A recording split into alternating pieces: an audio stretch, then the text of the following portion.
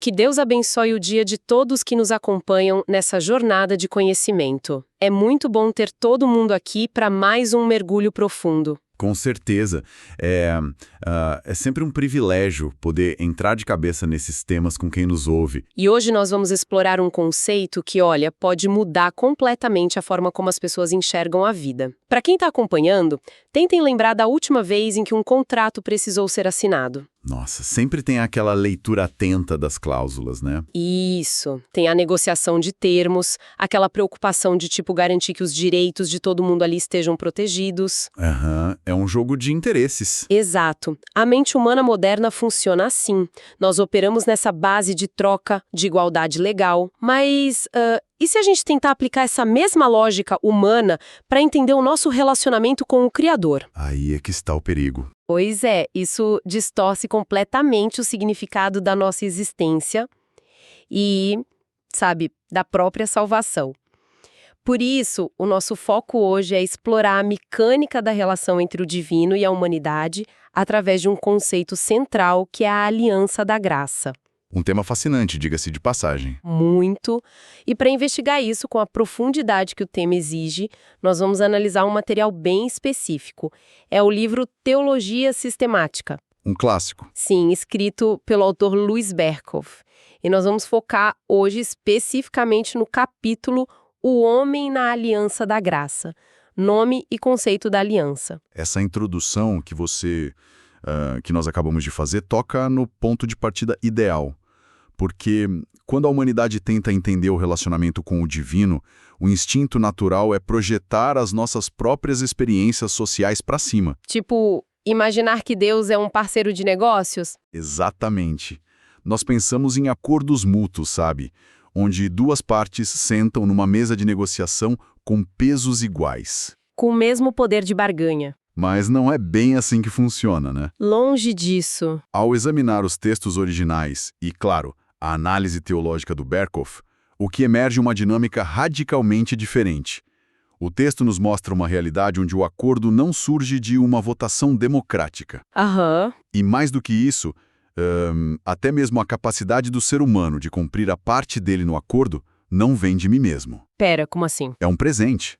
É literalmente um presente concedido por aquele que elaborou as regras. Nossa, isso já muda tudo. Vamos desempacotar essa ideia, então. Porque, para compreender como essa aliança realmente funciona na prática, a gente precisa investigar a raiz da coisa toda. A etimologia da palavra, né? E essa raiz linguística revela. O Berkhof aponta que a palavra hebraica original para aliança é berit. Berit. E, olha, a etimologia dessa palavra carrega um peso histórico e até visual muito específico. É uma imagem forte, não é? Bastante forte. A derivação exata de berit ainda movimenta muitos debates entre os estudiosos, mas existem duas linhas principais. A primeira, que é historicamente a mais aceita, é que o termo deriva do verbo hebraico berá. E o que berá significa literalmente? Significa cortar. Cortar, nossa, não é nada sutil. Não mesmo. É uma palavra que carrega uma lembrança direta daquelas cerimônias antigas do Oriente Próximo. Um exemplo clássico disso, para quem acompanha os textos bíblicos, está no livro de Gênesis, no capítulo 15. Ah, aquela cena com os animais? Essa mesma. Animais eram literalmente cortados ao meio e as partes envolvidas no pacto caminhavam por entre os pedaços ensanguentados. É visceral. Muito. Era um juramento visual que dizia assim, que o mesmo aconteça comigo que eu seja cortado ao meio se eu quebrar este compromisso. Nossa, isso denota uma seriedade absoluta, né? Mostra que o acordo é inviolável. Mas tem uma segunda possibilidade etimológica também, que vai por um caminho um pouco diferente. Envolve uma raiz assíria, certo? Exato. A segunda linha liga berit à palavra síria berito. E berito significa ligar ou atar. Ligar. É uma imagem bem diferente de cortar. Sim, mas o que enriquece a nossa compreensão é notar que essas duas origens convergem. Uma fala de dividir, a outra de unir, mas o significado teológico final é o mesmo. Um laço inquebrável. Isso. Um vínculo definitivo. Só que o Berkhof deixa bem claro que o sentido da aliança não depende só desse laboratório linguístico. Depende de quem está fazendo o acordo. Perfeito. Depende de quem são as partes envolvidas. E aqui a fonte faz uma distinção técnica que é vital para a gente entender. Ele separa os acordos em duas categorias: dipleúricos e monopleúricos. Essa diferença é fundamental. Para quem nos ouve conseguir visualizar bem, um acordo dipleúrico, de dois lados, é como dois vizinhos decidindo onde construir uma cerca, sabe? Os dois são donos dos terrenos. Exato. Ambos têm o mesmo peso perante a lei, sentam juntos e chegam a um consenso. Eles têm voz igual. Aham, uma negociação de iguais. Mas um acordo monopleúrico é diferente. É como um rei concedendo terras a um súdito. O rei dita todas as regras, ele estabelece os limites e as condições. O súdito não vai negociar a metragem do terreno, né? De jeito nenhum. Ele simplesmente aceita o benefício e as exigências que vêm no pacote. E a aliança de Deus com a humanidade é descrita na fonte como estritamente monopleúrica. E esse caráter monopleúrico fica muito evidente pela própria natureza das partes.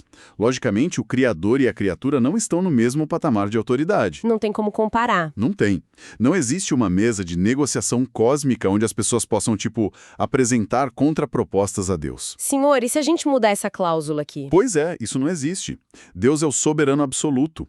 Ele impõe as ordenanças. A prioridade e a iniciativa são totalmente dele. E isso afeta até a linguagem, né? Porque no Antigo Testamento, Berit acaba virando sinônimo de outra palavra. Sim, muitas vezes a palavra transita e se aproxima de shok, que em hebraico significa estatuto ou lei. É uma ordenança determinada. Então, continua sendo uma aliança de relacionamento, mas a origem é 100% unilateral. Exato. O Criador desenha a planta e dita os termos. Mas olha que interessante. Isso nos coloca diante de um dilema histórico fascinante. O problema da tradução. Sim, porque sabendo que no Antigo Testamento a aliança era desigual, imposta de cima para baixo, como é que os tradutores lidaram com isso quando precisaram passar os textos para o grego? Foi um desafio gigantesco. O grego, que era uma língua de um ambiente cultural focado em república, em democracia, em igualdade cívica, deve ter sido um choque de mundos, né? Um choque estrutural. Quando os estudiosos que fizeram a Septuaginta, aquela tradução famosa do hebraico para o grego, chegaram na palavra berif, eles pisaram num campo minado. Porque a palavra grega normal para aliança não servia. Não servia. A palavra que todo mundo usava na praça, no mercado, era sintec. E qual era o problema com o sintec? O problema é que ela carregava no DNA a ideia de um acordo dipleúrico. Ah, igual aos vizinhos construindo a cerca. Isso. Ela respirava igualdade legal. Se eles usassem sintec para traduzir a relação de Deus com a humanidade, eles estariam rebaixando o soberano do universo. Transformando Deus num parceiro comercial. Sim, sujeito a tomar um processo se a outra parte não concordasse. O que destruiria toda a base da teologia que o texto original se esforçava tanto para proteger. A soberania ia se perder na tradução. Precisamente. Então a solução foi evitar sintec de forma quase cirúrgica. Em vez disso, eles optaram pela palavra diatek. Diatek. No mundo grego secular, diatek não era um acordo mútuo. Significava uma disposição, um arranjo instituído por uma única parte soberana. E geralmente era usada como testamento, não é? Na mosca. Aquele documento legal onde uma pessoa dita como as coisas vão ser feitas sem margem para os herdeiros alterarem nada. É fascinante. O que é realmente interessante aqui é que os tradutores basicamente hackearam o idioma grego. Hackearam, uma ótima palavra. Eles pegaram uma palavra sobre heranças e testamentos e forçaram ela a carregar um peso teológico novo. Tudo isso só para garantir que ninguém na Grécia pensasse que Deus e a humanidade operavam em igualdade de condições. Eles moldaram o idioma para servir à revelação. E olha, essa adaptação explica um debate enorme na história das Bíblias. A famosa tensão entre aliança e testamento. Exatamente. O Berkhoff lança muita luz sobre isso.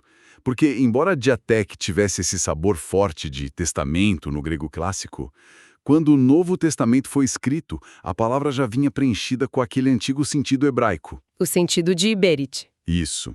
Então, a conclusão do Berkhof é que, na vasta maioria das vezes no Novo Testamento, a tradução mais precisa é mesmo aliança. Mas a fonte cita uma exceção notável a essa regra, não é? Sim, tem uma exceção clássica na Carta aos Hebreus, no capítulo 9. Ali o autor constrói o argumento em cima da mecânica de uma última vontade mesmo. Exigindo a morte do testador, certo? Sim, ali testamento faz sentido. Mas no resto é aliança. O fato da gente usar Novo e Antigo Testamento hoje vem muito da influência do latim. O latim padronizou para testamentum. Exato, testamentum. E essa escolha latina também tinha o desejo teológico de proteger essa prioridade unilateral de Deus. A explicar uma realidade divina me faz pensar numa coisa. O quê? Me lembra a relação entre a planta de um arquiteto e o prédio pronto.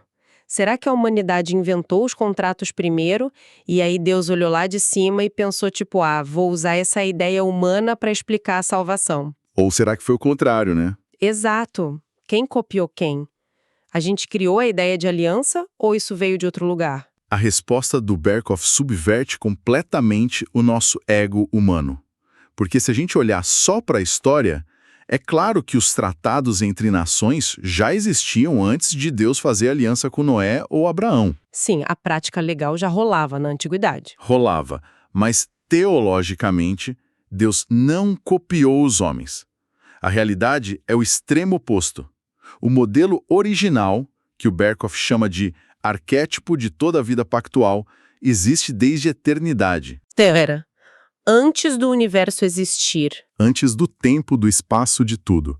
Esse arquétipo de aliança existe no próprio ser trinitário de Deus. Uau, então dentro da Trindade já existia uma dinâmica de aliança? O acordo perfeitamente harmonioso entre o Pai, o Filho e o Espírito Santo é a aliança original.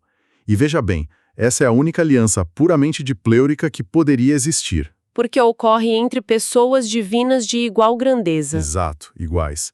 Todas as alianças que a humanidade inventou depois, os contratos de casamento, leis cívicas... São cópias. São cópias pálidas.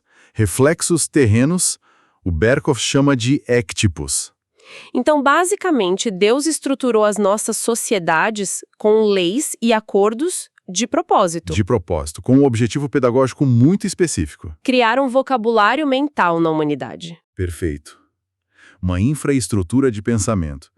Para que quando chegasse a hora, a mente humana já tivesse as categorias para entender a redenção. Ele preparou o palco das civilizações, eu fico fascinada com isso. Mas isso levanta uma dúvida importante, um problema prático enorme. Vamos lá. Se o modelo original, na Trindade, é de perfeição absoluta, e a aliança com a gente é monopléurica, totalmente imposta, como é que seres humanos falhos conseguem cumprir isso? É o grande dilema. Sim, porque a criatura é limitada, propensa a quebrar regras. Como a gente consegue participar de um acordo estipulado pela perfeição infinita? A resposta para essa tensão reside na dinâmica da graça. O Berkhof explica que, diante dessa desigualdade abissal, Deus condescende. Ele desce ao nosso nível. Isso. Sabe quando um adulto se ajoelha para falar olhando nos olhos de uma criança? Entendi a imagem. É mais ou menos isso. Ele honra o ser humano tratando-o quase numa base de igualdade dentro da aliança. Ele estipula exigências rigorosas, mas outorga promessas infalíveis. Mas espera, na primeira tentativa isso não deu muito certo, né? A fonte fala da aliança das obras. Bem lembrado. Na aliança das obras, o primeiro arranjo lá na criação, o ser humano falhou tragicamente. Porque a estrutura exigia que a humanidade confiasse nos próprios dotes naturais, na própria força. E a força humana não deu conta de sustentar o peso da perfeição divina. O que nos leva para a aliança da graça. O que muda de fato nela? Porque a gente já viu que ela continua sendo monopléurica, Deus dita os termos. E os padrões de santidade não são rebaixados, viu? Pois é. Então o que garante o sucesso agora? A diferença monumental é o mecanismo de capacitação. Neste novo arranjo, o ser humano não é deixado sozinho para tentar escalar a montanha. Ele ganha uma ajuda. Muito mais que uma ajuda. Ele é capacitado a satisfazer as condições da aliança unicamente pela influência regeneradora do Espírito Santo. Então Deus dá o que ele mesmo pede? O Berkhoff resume isso de uma forma muito profunda.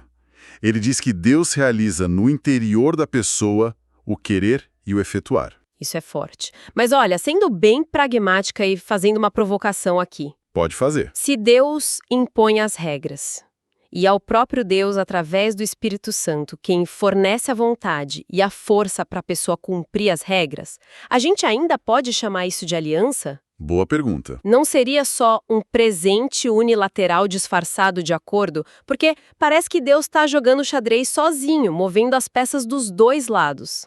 Essa dúvida toca no cerne do mistério da graça. É aquela linha tênue entre a soberania divina e a nossa agência humana. Mas o Berkhoff é categórico. Continua sendo genuinamente uma aliança. Mas por que, se a força vem toda de Deus? Porque a operação da graça não transforma a pessoa num robô, não reduz a humanidade a uma máquina passiva. Pelo contrário, A pessoa ainda tem que agir, então. ativamente. O ser humano, de forma consciente e voluntária, assume os deveres e crê nas promessas. A vontade não é anulada, ela é curada. Exatamente. Restaurada para poder responder de verdade. Nós acreditamos, nós tomamos a decisão de obedecer. A experiência é real e é nossa. Mas a energia para fazer isso vem da graça. 100% da graça. Leva o nome de Aliança da Graça justamente porque o nosso sim só é possível por causa desse presente da capacitação. Compreender essa dinâmica altera completamente o chão em que a gente pisa. Significa que a jornada existencial não foi desenhada para ser um fardo de autossuficiência. Consolidando tudo que extraímos hoje das fontes, a grande conclusão é que a Aliança da Graça revela um paradoxo lindo. Qual o paradoxo? Percebemos que não recebemos as bênçãos como pagamento frio de um contrato comercial. Recebemos como dádivas de um soberano, que exige perfeição, mas ao mesmo tempo nos levanta do pó. E fornece a força para caminharmos. Exato. Para quem ouve, a aplicação disso é uma libertação imensa.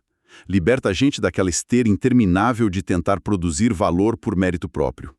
A caminhada exige responsabilidade, sim, mas com uma dependência ativa. Sabendo que o oxigênio para cada passo vem de fora. Isso é incrível. E sabe se isso for compreendido em sua totalidade? Se a gente aceitar que até o nosso sucesso e capacidade de obediência são presentes da graça, isso nos deixa com uma reflexão final muito importante. Sem dúvida. Como essa verdade muda a forma como as pessoas encaram os próprios méritos no dia a dia e, de forma ainda mais cortante, como essa realidade de dependência destrói a arrogância moral. Transforma com paixão, né? Muito. Transforma radicalmente a paciência que temos com as falhas dos outros, porque, no fundo, absolutamente ninguém está de pé por força própria. Aprofundar-se nesses temas reconfigura a forma como nos relacionamos com todo mundo. Fica essa provocação para ecoar na mente de quem nos ouve, muito além da nossa conversa de hoje. E, para quem nos acompanha, é importante avisar.